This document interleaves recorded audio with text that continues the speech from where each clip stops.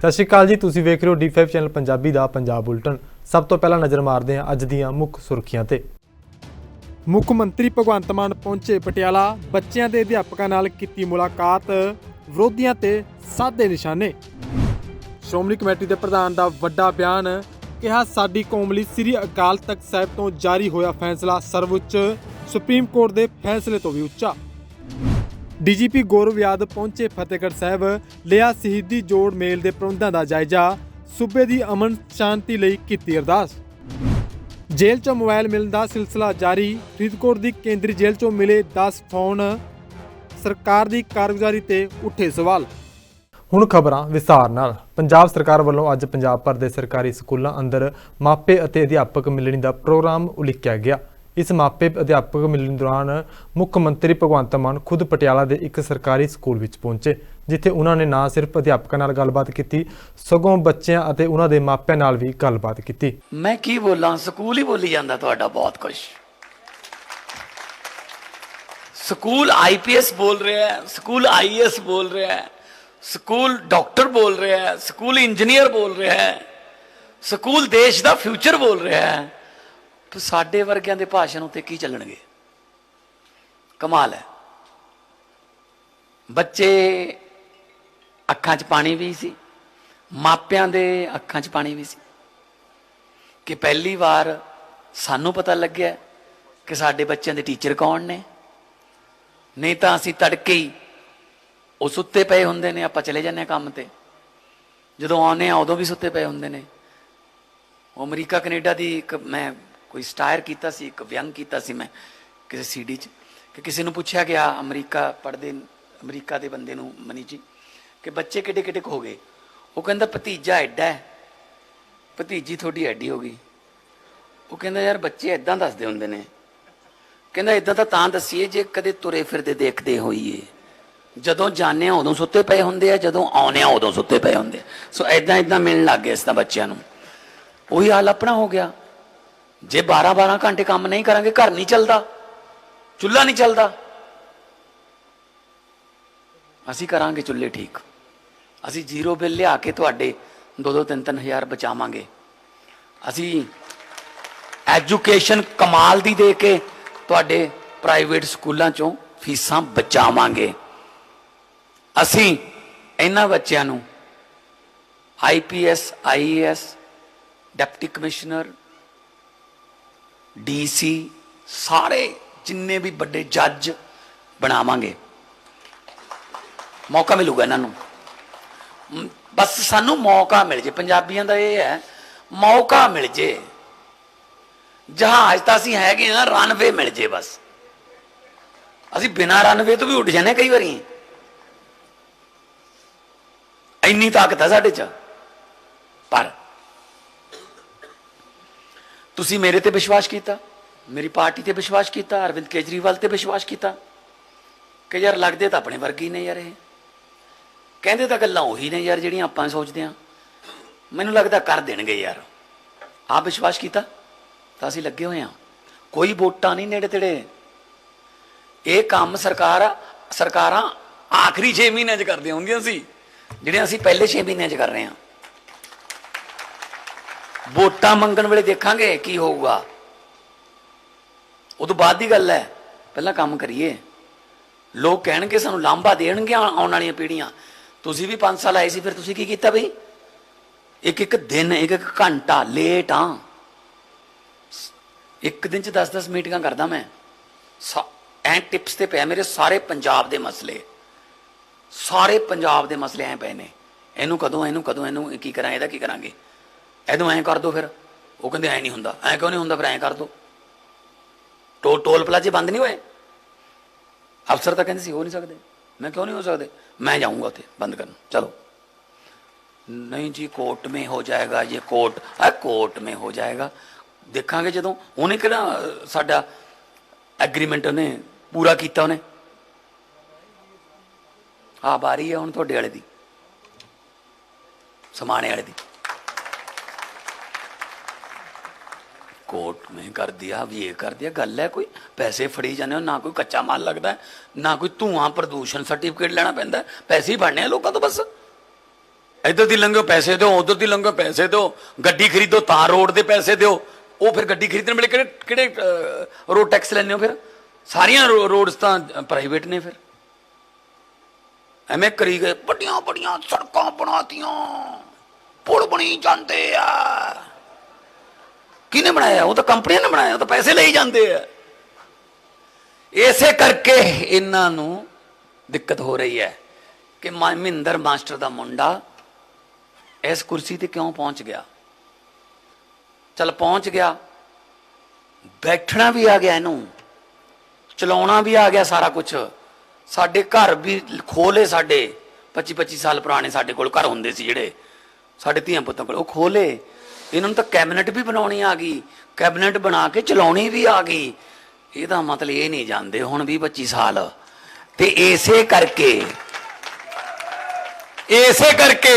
लोक सभा च मौका मिल जे, किसी खंड पाठ के भोग ते मौका मिल जे, किसी खूनदान कैंप ते मौका मिल जे, किसी अखां दे कैंप ते मौका मिल जे, मैनू गालां कड्ढण लग जांदे साली। भगवंत मान आए, भगवंत मान आए। मैं की माड़ा करता यार पंजाब दा? कोई पैसा खा लिया? कोई माफिया बना लिया? की माड़ा करता? नो जी नो, ये नहीं होंदा। वो भाई थोनू भी मौका मिलिया सी, नहीं होया। थोड़े प्यो दादे परदादे हार गए, हुण तां बस करो, कर लैण दो कोई नवे मुंडियां नूं काम, नवी जनरेशन नूं कुछ कर लैण दो काम। ना, असीं 94 साल च भी लड़ांगे जी, सेवा दा मौका दिओ। लै किन्ने मौके दिते, हुण सेवा कराउण दा टाइम है बाबा। हाँ, बहुत सेवा होगी, बहुत धन्यवाद। ਦੂਜੇ ਪਾਸੇ ਇਸ ਸਮਾਗਮ ਦੇ ਵਿੱਚ ਦਿੱਲੀ ਦੇ ਉਪ ਮੁੱਖ ਮੰਤਰੀ ਮਨੀਸ਼ ਸਿਸੋਦੀਆ ਵੀ ਮੁੱਖ ਮੰਤਰੀ ਦੇ ਨਾਲ ਮੌਜੂਦ ਸਨ। ਉਹਨਾਂ ਨੇ ਬੱਚਿਆਂ ਦੀ ਹੌਸਲਾ ਅਫਜ਼ਾਈ ਕਰਦਿਆਂ ਉਹਨਾਂ ਨੂੰ ਸਖਤ ਮਿਹਨਤ ਕਰਨ ਨਾਲ ਪੜ੍ਹਾਈ ਕਰਕੇ ਅੱਗੇ ਵਧਣ ਦਾ ਗੁਰ ਦਿੱਤਾ। में तो बस एक ही सपना घूमता है 24 घंटे कि कैसे हम अपने देश के सारे सरकारी स्कूलों को इतना शानदार बना दें कि उसमें पढ़ने वाला हर एक बच्चा प्राइवेट स्कूलों से भी शानदार पढ़ाई करता हो। बस इतना सा सपना है। इसी सपने को लेके भगवंत भाई के साथ 2 कदम चलाते हुए मैं पंजाब आ गया था चुनाव में। आज बहुत सारे लोग यहाँ ऐसे खड़े होंगे जिन्होंने अपने बच्चे हैं जिनके पढ़ रहे हैं, जिनके बच्चे भी नहीं पढ़ रहे हैं, फिर भी उन्होंने वोटा देके मान साहब को यहाँ का सीएम बनाया है। मैं आप सबको धन्यवाद देना चाहता हूं कि आपकी वजह से आज पंजाब में शिक्षा क्रांति हो रही है। आज हम आपके बीच ये स्कूल में इसलिए नहीं आए कि इस स्कूल में कुछ अच्छा करना है, बल्कि मेरी बात हुई थी हरजोत जी से, तो मैं तो प्रिंसिपल साहब आपके स्कूल में इसलिए आया हूं देखने कि आपके स्कूल से सीख के पंजाब के और देश के बाकी स्कूलों को कैसे अच्छा करना है। तो मैं तो ये देखने आया था, क्योंकि अगर पंजाब का एक सरकारी स्कूल अच्छा हो सकता है तो मान के चलिए पंजाब के 20,000 सरकारी स्कूल अच्छे हो सकते हैं। फिर अगर पंजाब के एक प्रिंसिपल की टीम मिलकर पंजाब के एक स्कूल को अच्छा कर सकते हैं, तो पंजाब के 20,000 प्रिंसिपल्स मिलकर पंजाब के 20,000 स्कूलों को शानदार कर सकते हैं। सर बस आपसे सीखना है। मैं और मुख्यमंत्री जी, जब मैं कहता हूं मुख्यमंत्री जी तो मेरे सामने मेरे 2 बॉस होते हैं, एक मुख्यमंत्री मानजोग सरदार भगवंत मान जी और अरविंद केजरीवाल जी। दोनों से जब बात करता हूं एजुकेशन के बारे में, तो हमको पंजाब के एजुकेशन में अगले 2 साल में 3-4 काम करने हैं सर। बस आप बताते जाइए, हम करते जाएंगे। मैं कहता हूं, सीएम साहब भी हमारे दोनों कहते हैं, और जितने आज टीचर्स हैं उनको मैं कांग्रेचुलेशन देते हुए कहता हूं कि देखिए पंजाब को आगे लेके जाना है, देश को आगे लेके जाना है, तो अगर देश को आगे लेके जाना है, पंजाब को आगे लेके जाना है, तो इस हवाई जहाज को चलाने वाला, इस प्लेन को चलाने वाला पायलट तो टीचर है। ਮੋਦੀ ਸਰਕਾਰ ਵੱਲੋਂ ਸ੍ਰੀ ਗੁਰੂ ਗੋਬਿੰਦ ਸਿੰਘ ਜੀ ਦੇ ਛੋਟੇ ਸਾਹਿਬਜ਼ਾਦਿਆਂ ਦੇ ਸ਼ਹੀਦੀ ਦਿਹਾੜੇ ਤੇ 26 ਦਸੰਬਰ ਨੂੰ ਪਹਿਲੀ ਵਾਰ ਮਨਾਏ ਜਾ ਰਹੇ ਵੀਰ ਬਾਲ ਦਿਵਸ ਨੂੰ ਕੌਮੀ ਅਤੇ ਕੌਮਾਂਤਰੀ ਪੱਧਰ ਤੇ ਮਨਾਉਣ ਲਈ ਪ੍ਰੋਗਰਾਮ ਉਲੀਕੇ ਜਾ ਰਹੇ ਨੇ, जिस दी जानकारी बीजेपी आगू मनजिंदर सिंह सिरसा ने दी है। जानते हैं कि देश के प्रधानमंत्री ने 2022 के गुरु गोविंद सिंह जी के प्रकाश पर्व के मौके पर यह ऐतिहासिक ऐलान किया था कि देश के अंदर एक और नेशनल डे राष्ट्रीय दिवस मनाया जाएगा, जिसका नाम दिया गया वीर बाल दिवस, और वो समर्पित किया गया, डेडिकेट किया गया गुरु गोविंद सिंह जी के छोटे साहिबजादों को। अब उसका पहला वीर बाल दिवस का प्रोग्राम 26 दिसंबर को इसी स्टेडियम में जहां पर हम बैठे हैं, त्यागराज नेशनल स्टेडियम में, ध्यानचंद नेशनल स्टेडियम में किया जाएगा। और उसमें प्रोग्राम में क्या कुछ होगा मैं आपको संक्षेप में जानकारी देना चाहता हूं। इस प्रोग्राम में भारत के प्रधानमंत्री, भारत के गृह मंत्री और अलग अलग मंत्रालय दिल्ली सिख गुरुद्वारा मैनेजमेंट कमेटी के सहयोग के साथ एक अंतर्राष्ट्रीय प्रोग्राम करेंगे। उसके बाद एक बच्चों की परेड निकलेगी झांकी के रूप में, और वो इंडिया गेट की तरफ मार्च करेगी। इसी दौरान पूरे देश में साहिबजादों का प्रचार और प्रसार किया जाए, इसके लिए भारत सरकार ने बहुत बड़ा एक प्रोग्राम दिया है। उस प्रोग्राम की मैं आपको जानकारी देना चाहता हूं। देश के लोगों को घर घर तक साहिबजादों का इतिहास पहुंचे, इस बात के लिए भारत के प्रधानमंत्री वचनबद्ध हैं, और उनकी वचनबद्धता आपको इस प्रोग्राम से पता चलेगी कि किस शिद्दत के साथ देश के हर बुजुर्ग तक, देश की हर माता तक गुरु गोविंद सिंह जी के लालों का, साहिबजादों का इतिहास पहुंचे। ये कितने बड़े लेवल पे मास एक प्रोग्राम चलाया जा रहा है। तो मिनिस्ट्री ऑफ एजुकेशन की तरफ से 97 लाख टीचर्स, 15 लाख स्कूलों में, 26 करोड़ 44 लाख बच्चों तक स्पेशल असेंबली लगाकर उसमें साहिबजादों के इतिहास की जानकारी देंगे। और इसी तरह एक विशेष 25 पहले कार्ड्स की एक प्रदर्शनी लगेगी, और हर स्कूल को मैंडेटरी किया गया है कि वो अपनी स्पेशल असेंबली सेशन बुलाए, और 15 के 15 लाख स्कूल, 97 लाख टीचर और 26 करोड़ 44 लाख बच्चों तक इस इतिहास को 26 ਦਿਸੰਬਰ से। ਮੁੱਖ ਮੰਤਰੀ ਭਗਵੰਤ ਮਾਨ ਦੀ ਸਰਕਾਰ ਹਰ ਰੋਜ਼ ਜੇਲ੍ਹਾਂ 'ਚ ਮੋਬਾਈਲ ਫੋਨ ਅਤੇ ਨਸ਼ੇ ਖਤਮ ਕਰਨ ਦੇ ਦਾਅਵੇ ਤਾਂ ਕਰਦੀ ਹੈ, ਪਰ ਜੇਲ੍ਹਾਂ 'ਚ ਨਸ਼ੇ ਅਤੇ ਮੋਬਾਈਲ ਫੋਨ ਮਿਲਣ ਦਾ ਸਿਲਸਿਲਾ ਲਗਾਤਾਰ ਜਾਰੀ ਹੈ। ਅੱਜ ਫਰੀਦਕੋਟ ਦੀ ਕੇਂਦਰੀ ਜੇਲ੍ਹ 'ਚ ਜੇਲ੍ਹ ਪ੍ਰਸ਼ਾਸਨ ਨੇ 10 ਮੋਬਾਈਲ ਫੋਨ, 6 ਹੈੱਡਫੋਨ, 2 ਚਾਰਜ ਬਰਾਮਦ ਕੀਤੇ। ਫਰੀਦਕੋਟ ਦੀ ਕੇਂਦਰੀ ਜੇਲ੍ਹ ਮੁੜ ਚਰਚਾ ਦਾ ਵਿਸ਼ਾ ਬਣ ਗਈ ਹੈ। ਇੱਕ ਵਾਰ ਫਿਰ ਤਲਾਸ਼ੀ ਦੌਰਾਨ ਜੇਲ੍ਹ ਪ੍ਰਸ਼ਾਸਨ ਨੂੰ ਵੱਡੀ ਗਿਣਤੀ ਦੇ ਵਿੱਚ ਮੋਬਾਈਲ ਫੋਨ ਬਰਾਮਦ ਹੋਏ ਨੇ। ਦੱਸ ਦਈਏ ਕਿ ਪੰਜਾਬ ਦੇ ਮੁੱਖ ਮੰਤਰੀ ਭਗਵੰਤ ਮਾਨ ਦੀ ਸਰਕਾਰ ਹਰ ਰੋਜ਼ ਜੇਲ੍ਹਾਂ ਵਿੱਚੋਂ ਮੋਬਾਈਲ ਫੋਨ ਅਤੇ ਨਸ਼ੇ ਖਤਮ ਕਰਨ ਦੇ ਦਾਅਵੇ ਤਾਂ ਕਰਦੀ ਹੈ, ਪਰ ਜੇਲ੍ਹਾਂ ਦੇ ਵਿੱਚ ਨਸ਼ੇ ਅਤੇ ਮੋਬਾਈਲ ਫੋਨ ਮਿਲਣ ਦਾ ਸਿਲਸਿਲਾ ਲਗਾਤਾਰ ਜਾਰੀ ਹੈ। ਅੱਜ ਫਰੀਦਕੋਟ ਦੀ ਕੇਂਦਰੀ ਜੇਲ੍ਹ ਦੇ ਵਿੱਚੋਂ ਜੇਲ੍ਹ ਪ੍ਰਸ਼ਾਸਨ ਨੇ 10 ਮੋਬਾਈਲ ਫੋਨ, 6 ਹੈੱਡਫੋਨ, 2 ਚਾਰਜਰ ਬਰਾਮਦ ਕੀਤੇ ਨੇ। ਬਰਾਮਦ ਹੋਏ ਮੋਬਾਈਲਾਂ ਦੇ ਵਿੱਚੋਂ 8 ਟੱਚ ਸਕਰੀਨ, 1 ਕੀਪੈਡ ਅਤੇ 1 ਟੁੱਟਿਆ ਹੋਇਆ ਫੋਨ ਬਰਾਮਦ ਹੋਈ ਹੈ। ਸਵਾਲ ਇਹ ਉੱਠਦਾ ਹੈ ਕਿ ਪੰਜਾਬ ਸਰਕਾਰ ਵੱਲੋਂ ਲਗਾਤਾਰ ਸਖਤ ਐਕਸ਼ਨ ਲੈਣ ਦੇ ਬਾਵਜੂਦ ਵੀ ਜੇਲ੍ਹਾਂ ਵਿੱਚੋਂ ਮੋਬਾਈਲ ਮਿਲਣ ਦਾ ਸਿਲਸਿਲਾ ਲਗਾਤਾਰ ਜਾਰੀ ਹੈ। ਜੇਲ੍ਹ ਪ੍ਰਸ਼ਾਸਨ ਦੀ ਸ਼ਿਕਾਇਤ ਤੇ ਕਈ ਹਵਾਲਾਤੀਆਂ ਅਤੇ ਕੈਦੀਆਂ ਤੇ ਥਾਣਾ ਕੋਤਵਾਲੀ ਦੇ ਵਿੱਚ ਕੇਸ ਦਰਜ ਕਰ ਲਿਆ ਗਿਆ। ਦੱਸ ਦਈਏ ਕਿ ਸਰਕਾਰ ਲਈ ਇਹ ਮਸਲਾ ਵੱਡੀ ਚੁਣੌਤੀ ਬਣ ਚੁੱਕਿਆ ਹੈ ਕਿ ਆਖਿਰਕਾਰ ਜੇਲ੍ਹਾਂ ਦੇ ਵਿੱਚ ਇੰਨੀ ਸਖਤਾਈ ਹੋਣ ਦੇ ਬਾਵਜੂਦ ਵੀ ਜੇਲ੍ਹਾਂ ਦੇ ਵਿੱਚ ਫੋਨ ਅਤੇ ਨਸ਼ੇ ਕਿਵੇਂ ਸਪਲਾਈ ਹੋ ਰਹੀ ਹੈ। ਹੁਣ ਵੇਲਾ ਹੋ ਚੁੱਕਿਆ ਇੱਕ ਛੋਟੇ ਜਿਹੇ ਬ੍ਰੇਕ ਦਾ, ਮਿਲਦੇ ਹਾਂ ਬ੍ਰੇਕ ਤੋਂ ਬਾਅਦ।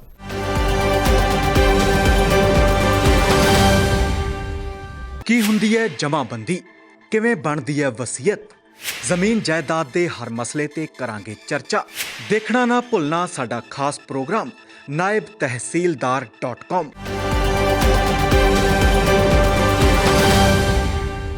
ਬ੍ਰੇਕ ਤੋਂ ਬਾਅਦ ਤੁਹਾਡਾ ਇੱਕ ਵਾਰ ਫਿਰ ਸਵਾਗਤ ਹੈ। ਵਧਦੇ ਹਾਂ ਅਗਲੀ ਖਬਰ ਦੇ ਵੱਲ। NIA ਦੇ ਵੱਲੋਂ ਅੱਜ ਜੰਮੂ ਕਸ਼ਮੀਰ 'ਚ ਛਾਪੇਮਾਰੀ ਕੀਤੀ ਗਈ ਤਾਂ ਕਿ ਅਤਵਾਦੀਆਂ ਦੇ ਨੈਟਵਰਕ ਨੂੰ ਤੋੜਿਆ ਜਾਵੇ। ਜੰਮੂ ਦੇ ਕਠੂਆ ਜ਼ਿਲ੍ਹੇ 'ਚ ਨਾਰਕੋ ਅਤਵਾਦ ਅਤੇ ਅਤਵਾਦੀਆਂ ਨੂੰ ਲੈ ਕੇ ਛਾਪੇਮਾਰੀ ਕੀਤੀ ਗਈ ਹੈ, ਜਿਸ 'ਚ ਸਰਹੱਦ ਪਾਰ ਤੋਂ ਨਸ਼ਾ ਤਸਕਰੀ ਰਾਹੀਂ ਫੰਡ ਇਕੱਠਾ ਕਰਨ ਅਤੇ ਅਤਵਾਦੀਆਂ ਗਤੀਵਿਧੀਆਂ 'ਚ ਇਸਤੇਮਾਲ ਕਰਨ ਵਾਲਿਆਂ ਖਿਲਾਫ ਜਾਂਚ ਕੀਤੀ ਜਾ ਰਹੀ ਹੈ। NIA ਦੀ ਟੀਮ ਵੱਲੋਂ ਅੱਜ ਜੰਮੂ ਕਸ਼ਮੀਰ ਦੇ ਵਿੱਚ ਛਾਪੇਮਾਰੀ ਕੀਤੀ ਗਈ ਤਾਂ ਕਿ ਅਤਵਾਦੀਆਂ ਦੇ ਨੈਟਵਰਕ ਨੂੰ ਤੋੜਿਆ ਜਾਵੇ। ਇਸ ਦੇ ਲਈ ਜੰਮੂ ਦੇ ਕਠੂਆ ਜ਼ਿਲ੍ਹੇ ਦੇ ਵਿੱਚ ਨਾਰਕੋ ਅਤਵਾਦ ਅਤੇ ਅਤਵਾਦੀ ਫੰਡਿੰਗ ਨੂੰ ਲੈ ਕੇ ਛਾਪੇਮਾਰੀ ਕੀਤੀ ਗਈ ਹੈ, ਜਿਸ ਦੇ ਵਿੱਚ ਸਰਹੱਦ ਪਾਰ ਤੋਂ ਨਸ਼ਾ ਤਸਕਰੀ ਰਾਹੀਂ ਫੰਡ ਇਕੱਠਾ ਕਰਨ ਅਤੇ ਅਤਵਾਦੀ ਗਤੀਵਿਧੀਆਂ ਵਿੱਚ ਇਸਤੇਮਾਲ ਕਰਨ ਵਾਲਿਆਂ ਖਿਲਾਫ ਜਾਂਚ ਕੀਤੀ ਜਾ ਰਹੀ ਹੈ। ਇਸ ਦੇ ਨਾਲ ਹੀ NIA ਨੇ ਅੱਜ ਚੰਡੀਗੜ੍ਹ ਦੇ ਵਿੱਚ ਵੀ ਛਾਪੇਮਾਰੀ ਕੀਤੀ। ਦੱਸ ਦਈਏ ਕਿ ਜੰਮੂ ਕਸ਼ਮੀਰ ਦੇ ਵਿੱਚ ਘੱਟ ਗਿਣਤੀਆਂ ਅਤੇ ਸੁਰੱਖਿਆ ਕਰਮਚਾਰੀਆਂ ਨੂੰ ਨਿਸ਼ਾਨਾ ਬਣਾ ਕੇ ਅਤਵਾਦੀ ਗਤੀਵਿਧੀਆਂ ਫੈਲਾਉਣ ਵਾਲੇ ਲੋਕਾਂ ਖਿਲਾਫ 14 ਠਿਕਾਣਿਆਂ ਤੇ ਤਲਾਸ਼ੀ ਮੁਹਿੰਮ ਦੇ ਇੱਕ ਦਿਨ ਬਾਅਦ NIA ਨੇ ਇਹ ਛਾਪੇਮਾਰੀ ਕੀਤੀ। ਜ਼ਿਕਰਯੋਗ ਹੈ ਕਿ ਸ਼ੁੱਕਰਵਾਰ ਨੂੰ ਚਲਾਏ ਗਏ ਸਰਚ ਆਪਰੇਸ਼ਨ ਨੇ ਕੁਲਗਾਮ, ਪੁਲਵਾਮਾ, ਅਨੰਤਨਾਗ, ਸੋਪੋਰ ਅਤੇ ਜੰਮੂ ਜ਼ਿਲ੍ਹਿਆਂ ਦੇ ਸਥਾਨਾਂ ਨੂੰ ਕਵਰ ਕੀਤਾ ਹੈ। ਦੱਸਿਆ ਗਿਆ ਹੈ ਕਿ ਤਲਾਸ਼ੀ ਲੈਣ ਵਾਲੇ ਸਥਾਨਾਂ ਤੋਂ ਕਈ ਤਰ੍ਹਾਂ ਦੀ ਇਤਰਾਜ਼ਯੋਗ ਸਮੱਗਰੀ ਜਿਵੇਂ ਕਿ digital device, sim card, digital storage device ਆਦਿ ਜ਼ਬਤ ਕੀਤੇ ਗਏ ਨੇ। ਪੰਜਾਬੀ ਗਾਇਕ ਸਿੱਧੂ ਮੂਸੇਵਾਲੇ ਦੇ ਪਿਤਾ ਬਲਕੌਰ ਸਿੰਘ ਨਾਲ ਸੰਬੰਧਿਤ ਇੱਕ ਵੱਡੀ ਖਬਰ ਸਾਹਮਣੇ ਆ ਰਹੀ ਹੈ ਕਿ ਉਹ ਮੁੜ ਵਿਦੇਸ਼ ਲਈ ਰਵਾਨਾ ਹੋ ਗਏ ਨੇ। ਮਰਹੂਮ ਪੰਜਾਬੀ ਗਾਇਕ ਸਿੱਧੂ ਮੂਸੇਵਾਲਾ ਦੇ ਪਿਤਾ ਬਲਕੌਰ ਸਿੰਘ ਸਿੱਧੂ ਨਾਲ ਸੰਬੰਧਿਤ ਇੱਕ ਵੱਡੀ ਖਬਰ ਸਾਹਮਣੇ ਆ ਰਹੀ ਹੈ ਕਿ ਉਹ ਹੁਣ ਮੁੜ ਵਿਦੇਸ਼ ਦੇ ਲਈ ਰਵਾਨਾ ਹੋ ਗਏ ਨੇ। ਦੱਸ ਦਈਏ ਕਿ ਸਿੱਧੂ ਮੂਸੇਵਾਲਾ ਦੇ ਪਿਤਾ ਬਲਕੌਰ ਸਿੰਘ ਸਿੱਧੂ ਵਿਦੇਸ਼ੀ ਦੌਰੇ ਤੇ ਉਦੋਂ ਗਏ ਨੇ ਜਦੋਂ ਉਹਨਾਂ ਦੀ ਸੁਰੱਖਿਆ ਦੇ ਵਿੱਚ ਵਾਅਦਾ ਕੀਤਾ ਗਿਆ ਸੀ। ਮਿਲੀ ਜਾਣਕਾਰੀ ਮੁਤਾਬਿਕ ਬਲਕੌਰ ਸਿੱਧੂ ਇੱਕ ਵਾਰ ਫਿਰ ਯੂਕੇ ਲਈ ਰਵਾਨਾ ਹੋ ਗਈ ਹੈ। ਬਲਕੌਰ ਸਿੰਘ ਸਿੱਧੂ ਨੇ ਦਿੱਲੀ 에ਅਰਪੋਰਟ ਤੋਂ ਫਲਾਈਟ ਲਈ ਅਤੇ ਉਹਨਾਂ ਨੂੰ ਸਖਤ ਸੁਰੱਖਿਆ ਹੇਠ ਦਿੱਲੀ ਦੇ ਇੰਟਰਨੈਸ਼ਨਲ 에ਅਰਪੋਰਟ ਤੱਕ ਪਹੁੰਚਾਇਆ ਗਿਆ। ਗੌਰਤਲਬ ਹੈ ਕਿ ਬਲਕੌਰ ਸਿੰਘ ਇਸ ਤੋਂ ਪਹਿਲਾਂ ਵੀ ਯੂਕੇ ਜਾ ਕੇ ਆ ਚੁੱਕੀ ਹੈ। ਪਿਛਲੇ ਦੌਰੇ ਦੌਰਾਨ ਸਿੱਧੂ ਦੀ ਮਾਤਾ ਚਰਨ ਕੌਰ ਵੀ ਬਲਕੌਰ ਸਿੰਘ ਦੇ ਨਾਲ ਵਿਦੇਸ਼ ਗਈ ਸੀ, ਪਰ ਇਸ ਵਾਰ ਬਲਕੌਰ ਸਿੰਘ ਖੁਦ ਇਕੱਲੇ ਹੀ ਵਿਦੇਸ਼ ਗਏ ਨਹੀਂ। ਦੱਸਣਯੋਗ ਹੈ ਕਿ ਮਾਨਸਾ ਪੁਲਿਸ ਨੂੰ ਇੱਕ ਸੂਚਨਾ ਮਿਲੀ ਜਿਸ ਤਹਿਤ ਸਿੱਧੂ ਮੂਸੇਵਾਲਾ ਦੇ ਪਰਿਵਾਰ ਤੇ ਹਮਲੇ ਦਾ ਖਦਸ਼ਾ ਜਤਾਇਆ ਜਾ ਰਿਹਾ ਹੈ। ਇਸ ਕਰਕੇ ਪੁਲਿਸ ਦੇ ਵੱਲੋਂ ਪਿੰਡ ਮੂਸਾ ਨੂੰ ਸੀਲ ਕਰ ਦਿੱਤਾ ਗਿਆ ਅਤੇ ਪਿੰਡ ਦੇ ਅੰਦਰ ਆਉਣ ਜਾਣ ਵਾਲੇ ਲੋਕਾਂ ਦੀ ਤਲਾਸ਼ੀ ਵੀ ਲਈ ਜਾ ਰਹੀ ਹੈ। ਨਾਲ ਹੀ ਤੁਹਾਨੂੰ ਦੱਸ ਦਈਏ ਕਿ ਸਿੱਧੂ ਮੂਸੇਵਾਲਾ ਕਤਲकांड ਦੇ ਵਿੱਚ ਮਾਨਸਾ ਪੁਲਿਸ ਦੇ ਵੱਲੋਂ ਵੀਰਵਾਰ ਨੂੰ ਅਦਾਲਤ ਦੇ ਵਿੱਚ ਦੂਜੀ ਚਾਰਜ ਸ਼ੀਟ ਦਾਖਲ ਕੀਤੀ ਗਈ। ਇਸ ਦੇ ਵਿੱਚ 7 ਲੋਕ ਗੈਂਗਸਟਰ ਮੁੰਡੀ, ਰਜਿੰਦਰ ਜੋਕਰ, ਕਪਲ ਪੰਡਿਤ ਬਿੱਟੂ, ਮਨਪ੍ਰੀਤ ਤੂਫਾਨ, ਮੰਨੀ ਰਈਆ ਅਤੇ ਜਗਤਾਰ ਸਿੰਘ ਮੂਸੇ ਦਾ ਚਲਾਨ ਪੇਸ਼ ਕੀਤਾ ਗਿਆ। ਮਾਨਸਾ ਪੁਲਿਸ ਵੱਲੋਂ ਹੁਣ ਤੱਕ ਇਸ ਮਾਮਲੇ ਦੇ ਵਿੱਚ 31 ਵਿਅਕਤੀਆਂ ਖਿਲਾਫ ਚਾਰਜ ਸ਼ੀਟ ਦਾਖਲ ਕੀਤੀ ਜਾ ਚੁੱਕੀ ਹੈ ਅਤੇ ਮਾਨਸਾ ਦੀ ਅਦਾਲਤ ਵੱਲੋਂ ਹੁਣ ਤੱਕ 10 ਲੋਕਾਂ ਦੀ ਜ਼ਮਾਨਤ ਰੱਦ ਕਰ ਦਿੱਤੀ ਗਈ ਹੈ। ਪੰਜਾਬ ਤੋਂ ਆਮ ਆਦਮੀ ਪਾਰਟੀ ਦੇ ਰਾਜ ਸਭਾ ਮੈਂਬਰ ਰਾਘਵ ਚੱਡਾ ਨੇ ਬੀਜੇਪੀ ਤੇ ਵੱਡੇ ਇਲਜ਼ਾਮ ਲਗਾਏ ਨੇ। ਉਹਨਾਂ ਨੇ ਕਿਹਾ ਕਿ ਭਾਜਪਾ ਨੇ ਦਿੱਲੀ ਨਗਰ ਨਿਗਮ ਲਈ ਮੇਅਰ ਦੀ ਚੋਣ ਲੜਨ ਤੋਂ ਇਨਕਾਰ ਕਰ ਦਿੱਤਾ ਹੈ, ਪਰ ਉਹ ਚੋਰ ਮੋਰੀ ਵਾਂਗ ਆਪਣੇ ਵੱਲੋਂ ਆਜ਼ਾਦ ਉਮੀਦਵਾਰਾਂ ਨੂੰ ਮੈਦਾਨ 'ਚ ਉਤਾਰ ਰਹੀ ਹੈ। साथियों, भारतीय जनता पार्टी ने एक घोषणा दिल्ली की जनता के सामने, आप सब पत्रकारों के सामने की थी कि दिल्ली नगर निगम के चुनावों के नतीजों के मद्देनज़र और नगर निगम के नतीजों में हारी हुई बीजेपी जो बहुमत का आंकड़ा नहीं छू पाई, जीत आम आदमी पार्टी की हुई, बहुमत आम आदमी पार्टी के साथ है और दिल्ली वालों का प्यार आशीर्वाद अपने बेटे अरविंद केजरीवाल जी के साथ है। इसके मद्देनज़र बीजेपी ने ये घोषणा करी कि वे मेयर का चुनाव नहीं लड़ेंगे और मेयर के चुनाव में वे अपनी पार्टी का कोई प्रत्याशी खड़ा नहीं करेंगे। ये घोषणा बीजेपी के तमाम नेताओं ने, बड़े बड़े कद्दावर नेताओं ने दिल्ली के मीडिया के सामने, जनता के सामने की। लेकिन अब खबरें ये आ रही हैं कि बीजेपी एक निर्दलीय, एक आजाद उम्मीदवार, एक इंडिपेंडेंट कैंडिडेट मेयर के चुनाव में खड़ा करने जा रही है और उस इंडिपेंडेंट कैंडिडेट को बीजेपी के तमाम पार्षद सपोर्ट करके आम आदमी पार्टी को चुनौती देने जा रहे हैं। मैं बीजेपी की इस रणनीति का स्वागत करता हूं, लेकिन बीजेपी को एक सुझाव देना चाहता हूं। चुनाव लड़ने का अधिकार सबको है। आप अपनी पार्टी को सामने रखकर या सामने आकर मैदान में चुनाव लड़ें या पीछे से चोर दरवाजे से निर्दलीय चुनाव लड़ें, फैसला आपका है। लेकिन मेरा ये सुझाव है कि इतना डर क्यों? अगर चुनाव लड़ना ही है, मेयर के चुनाव में पार्टिसिपेट करना ही है, तो सामने आकर करिए। आम आदमी पार्टी से सीधी टक्कर लीजिए, रण के मैदान में लड़िए। ऐसे पीछे से चोर दरवाजे से वार करना और एक निर्दलीय के, एक स्वतंत्र, एक आजाद उम्मीदवार के सहारे उसके कंधे पे रख के बंदूक चलाना, इतनी बड़ी पार्टी को, जो अपने आप को विश्व की सबसे बड़ी पार्टी कहती है, उसे शोभा नहीं देता है। हिम्मत है तो सामने आकर लड़ो, हिम्मत है तो मेयर के चुनाव में अपना प्रत्याशी, अपनी पार्टी का, अपने पार्टी के नाम पे प्रत्याशी को आगे लाकर लड़ो। निर्दलीय उम्मीदवार की क्यों जरूरत पड़ गई आप लोगों को? नगर निगम के चुनावों ने बीजेपी की दिल्ली की राजनीति से ऑफिशियल एग्जिट कर दिया। ऑफिशियली आधिकारिक तौर पे बीजेपी को दिल्ली की राजनीति से निकाल बाहर किया दिल्ली के लोगों ने नगर निगम के चुनावों में। ना ही बीजेपी अब विधानसभा में है और ना ही बीजेपी अब नगर निगम में है। और बीजेपी के दिल्ली के नेताओं का बेरोजगारी का आलम तो यह है कि अब वे लोग naukri.com पे नौकरी ढूंढ रहे हैं, क्योंकि राजनीतिक बेरोजगारी दिन प्रतिदिन दिल्ली की जनता की बदौलत उनकी बढ़ती जा रही है। मेरा छोटा सा और स्पष्ट सुझाव बीजेपी को ये रहेगा, बिन मांगा सुझाव बीजेपी को ये रहेगा कि अगर हिम्मत है तो सामने आकर चुनाव लड़िए। मेयर के चुनाव में एक इंडिपेंडेंट कैंडिडेट खड़ा करके पीछे से वार करना, चोरी छुपे मैदाने जंग में आकर जंग लड़ने की कोशिश करना, इससे बेटर है हिम्मत जुटाओ, सामने आओ और अपनी पार्टी के नाम पर अपने बलबूते मेयर का चुनाव लड़ो। मैं बस यही बात बीजेपी को कहना चाहता हूं कि पीछे से पीठ पे वार तो कायर करते हैं। आप तो इतनी बड़ी पार्टी हैं, विश्व की सबसे बड़ी पार्टी कहते हैं अपने आप को, तो आप कायरों की तरह पीठ पीछे ये षड्यंत्र रच के हमारी पीठ पे वार ना करो, सामने आओ, मेयर का चुनाव लड़ो और दिल्ली की जनता तय करेगी कि नगर निगम में किसका मेयर होगा और किसकी सरकार बने। ਡੀਜੀਪੀ ਪੰਜਾਬ ਵੱਲੋਂ ਫਤਿਹਗੜ੍ਹ ਸਾਹਿਬ ਵਿਖੇ ਸਿੱਧੀ ਜੋੜ ਮੇਲੇ ਦੇ ਸੁਚੱਜੇ ਪ੍ਰਬੰਧਾਂ ਦਾ ਜਾਇਜ਼ਾ ਲਿਆ ਗਿਆ। ਇਸ ਦੇ ਮੌਕੇ ਉਹਨਾਂ ਦੇ ਨਾਲ ਡੀਆਈਜੀ ਰੂਪਨਗਰ ਰੇਂਜ ਅਤੇ ਐਸਐਸਪੀ ਫਤਿਹਗੜ੍ਹ ਸਾਹਿਬ ਸਨ। ਸੋ ਅੱਜ ਤੁਸੀਂ ਇਕੱਠੇ ਹੋਏ ਹੋ ਇਸ ਪਾਵਨ ਧਰਤੀ ਤੇ, ਤੁਹਾਨੂੰ ਸਾਰਿਆਂ ਨੂੰ ਪਤਾ ਹੈਗਾ ਫਤਿਹਗੜ੍ਹ ਸਾਹਿਬ ਦਾ ਇਤਿਹਾਸ, ਕੁਰਬਾਨੀ ਦਾ ਇਤਿਹਾਸ ਹੈ। ਇੱਥੇ ਜਿਹੜੀ ਸਾਡੀ ਡਿਊਟੀ ਬਹੁਤ ਹੀ ਅਹਿਮ ਤੇ ਸੀਰੀਅਸ ਡਿਊਟੀ ਹੈ।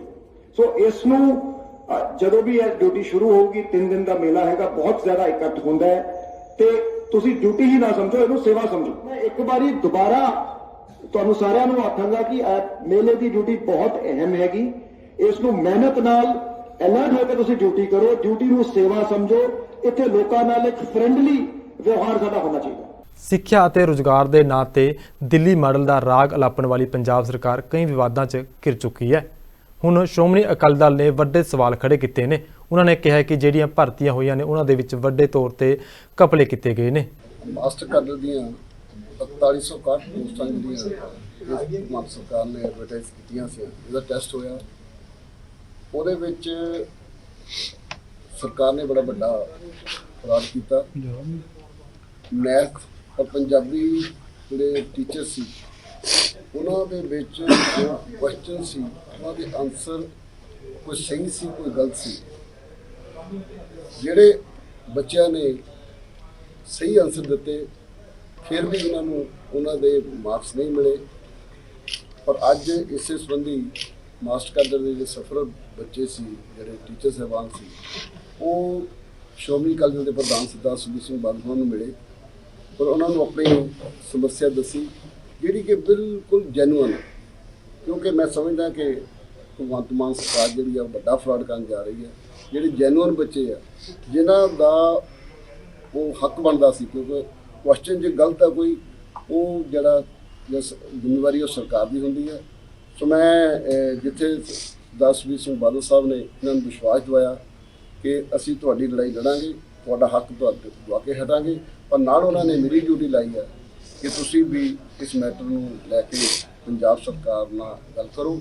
ਔਰ ਮੈਂ ਸ਼੍ਰੋਮਣੀ ਅਕਾਲੀ ਦਲ ਵੱਲੋਂ ਇਹਨਾਂ ਨੂੰ ਵਿਸ਼ਵਾਸ ਦਿਵਾਉਣਾ ਕਿ ਜਿੱਥੇ ਜਿੱਥੇ ਇਹਨਾਂ ਨਾਲ ਧੱਕਾ ਹੋਇਆ, ਜਿਹੜੇ ਇਹਨਾਂ ਨੂੰ ਮਾਰਕਸ ਮਿਲਣੇ ਚਾਹੀਦੇ ਸੀ, ਬੇਸ਼ੱਕ ਉਹ ਮੈਥ ਵਿੱਚ ਹੋਣ, ਬੇਸ਼ੱਕ ਉਹ ਪੰਜਾਬੀ 'ਚ ਹੋਣ, ਉਹਦੀ ਲੜਾਈ ਲੜਾਂਗੇ, ਇਹਨਾਂ ਦਾ ਹੱਕ ਦਵਾ ਕੇ ਹਟਾਂਗੇ। ਕਿੰਨੇ ਬੱਚੇ ਨੇ ਟੋਟਲ ਹੁਣ? ਇਹਨਾਂ ਦੀ ਟੋਟਲ ਗਿਣਤੀ ਤਾਂ ਮੈਨੂੰ ਨਹੀਂ ਪਤਾ, ਕਿਉਂਕਿ ਅੱਜ ਵੀ 30-35 ਬੱਚੇ ਤਾਂ ਇੱਥੇ ਆਏ ਆ। ਇਹ ਮੈਨੂੰ ਦੱਸ ਦੇਣਗੇ ਕਿੰਨੇ ਬੱਚੇ, ਇੱਕ ਹੋਵੇ ਜਾਂ 2 ਹੋਣ ਜਾਂ 10 ਹੋਣ, ਮੈਟਰ ਇਹ ਨਹੀਂ। ਮੈਟਰ ਇਹ ਕਰਦਾ ਕਿ ਜਿਨ੍ਹਾਂ ਦਾ ਹੱਕ ਬਣਦਾ ਸੀ ਉਹਨਾਂ ਨੂੰ ਹੱਕ ਨਹੀਂ ਮਿਲਿਆ। ਅਸੀਂ ਇਹਨਾਂ ਦੇ ਹੱਕ ਦਵਾਉਣੇ ਲੜਾਈ ਲੜਨੀ ਹੈ, ਨਾ ਕਿ ਨੰਬਰ 2100 ਉਹਦੀ ਕੋਈ ਕਾਰਨ ਕੀ ਰਹੇ ਨੇ ਬੇਸਿਕਲੀ ਇਹਨਾਂ ਦੇ ਨਾ ਕੁਛ ਕੁਐਸਚਨ ਸੀ ਜਿਨ੍ਹਾਂ ਦੇ ਵਿੱਚ ਡਿਪਾਰਟਮੈਂਟ ਇਹਨਾਂ ਦਾ ਜਿਹੜਾ ਸਹੀ ਆਨਸਰ, ਮੰਨ ਲਓ ਸਪੋਜ਼ ਕਿਸੇ ਕੁਐਸਚਨ ਦਾ ਆਨਸਰ B ਸਹੀ ਹੈ, ਇਹਨਾਂ ਨੇ B ਲਿਖ ਦਿੱਤਾ ਔਰ ਡਿਪਾਰਟਮੈਂਟ ਨੇ ਬਾਅਦ ਵਿੱਚ ਕਹਤਾ ਵੀ D ਸਹੀ ਹੈ।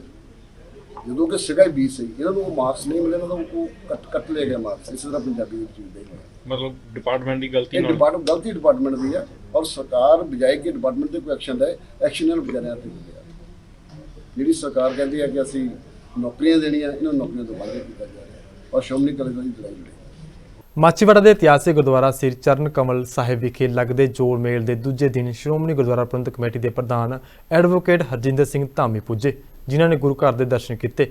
ਉਹਨਾਂ ਨੇ ਕਿਹਾ ਕਿ ਸਾਡੀ ਕੌਮ ਲਈ ਸ੍ਰੀ ਅਕਾਲ ਤਖਤ ਸਾਹਿਬ ਤੋਂ ਜਾਰੀ ਹੋਇਆ ਫੈਸਲਾ ਸਰਵਉੱਚ ਹੈ, ਜੋ ਕਿ ਸੁਪਰੀਮ ਕੋਰਟ ਦੇ ਫੈਸਲੇ ਤੋਂ ਵੀ ਉੱਚਾ ਹੈ। ਉਹਨਾਂ ਨੇ ਕਿਹਾ ਕਿ ਅੱਜ ਅਸੀਂ ਕੌਮ ਨੂੰ ਕਮਜ਼ੋਰ ਕਰਨ ਲਈ ਕੁਝ ਤਾਕਤਾਂ ਸਿੱਖੀ ਦੇ ਵਿੱਚ ਸਿੱਧੀ ਤੌਰ ਤੇ ਉੱਤੇ ਦਖਲਅੰਦਾਜ਼ੀ ਕਰ ਰਹੀਆਂ ਨੇ। ਪਿਛਲੇ ਦਿਨੀ ਦਿੱਲੀ ਦੇ ਵਿੱਚ ਚੋਣ ਹੋਈ, ਮੈਂ ਉਸ ਚੋਣ ਦੇ ਵਿੱਚ ਆਪ ਹਾਜ਼ਰ ਸੀ। ਜੋ ਕੁਝ ਹੋਇਆ ਕਹਿਣ ਤੋਂ ਬਾਹਰ ਆ, ਪਰ ਇੱਕ ਪਾਰਟੀ ਦੇ ਜਾਮ ਦੇ ਵਿੱਚ ਰਿਹਾ ਉਸ ਦਿਨ ਵੀ। ਹਰਿਆਣੇ ਵਾਲੀ ਹੁਣ ਕਮੇਟੀ ਬਣੀ, ਸੁਪਰੀਮ ਕੋਰਟ ਦਾ ਫੈਸਲਾ ਆਇਆ, ਕਾਂਗਰਸ ਨੇ ਇਹਨੂੰ ਬੀਜਿਆ ਸੀ, ਇਹਨੂੰ ਪਾਣੀ ਪਾਇਆ ਭਾਰਤੀ ਜਨਤਾ ਪਾਰਟੀ ਨੇ, ਔਰ ਉਹ ਫੈਸਲਾ ਆਉਣ ਤੋਂ ਬਾਅਦ ਸਾਡੀਆਂ 2-3 ਮੀਟਿੰਗਾਂ ਵੀ ਹੋਈਆਂ। ਜਿਹੜੇ ਆਗੂ ਅੱਜ ਬੋਲ ਰਹੇ ਆ, ਮੈਂ ਉਸ ਦਿਨ ਵੀ ਇਸ ਗੱਲ ਨੂੰ ਕਿਹਾ ਸੀ ਕਿ ਸੁਪਰੀਮ ਕੋਰਟ ਦਾ ਫੈਸਲਾ ਅਕਾਲ ਤਖਤ ਦੇ ਫੈਸਲੇ ਤੋਂ ਵੱਡਾ ਨਹੀਂਗਾ। ਅਕਾਲ ਤਖਤ ਮਹਾਨ ਆ, ਸਿੱਖ ਪੰਥ ਦੀ ਸ਼ਾਨ ਆਪਾਂ ਰੋਜ਼ ਕਹਿੰਦੇ। ਇਹ ਦੁਨਿਆਵੀ ਤੌਰ ਤੇ ਵੀ ਸਾਡੀ ਅਗਵਾਈ ਕਰਦੇ ਆ ਤੇ ਸਾਡੀ ਕੌਮੀ ਮਸਲਿਆਂ ਦੇ ਵਿੱਚ ਅਧਿਆਤਮਕਤਾ ਦੀ ਵੀ ਅਗਵਾਈ ਕਰਦੇ ਆ। ਪਰ ਅੱਜ ਅਫਸੋਸ ਨਾਲ ਕਹਿਣਾ ਪੈ ਰਿਹਾ, ਜਿਹੜੀ ਗੱਲ ਉਸ ਦਿਨ ਮੈਂ ਕਹਿੰਦਾ ਸੀ ਜਾਂ ਸਾਡੇ ਸਾਥੀ ਕਹਿੰਦੇ ਸੀ, ਅੱਜ ਮੈਂ ਪੜਿਆ ਕਿ ਦਾਦੂਵਾਲ ਸਾਹਿਬ, ਨਲਵੀ ਸਾਹਿਬ, ਝੀਂਡਾ ਸਾਹਿਬ ਕਹਿੰਦੇ ਅਕਾਲ ਤਖਤ ਦੇ ਜਥੇਦਾਰ ਨੂੰ ਮਿਲਾਂਗੇ।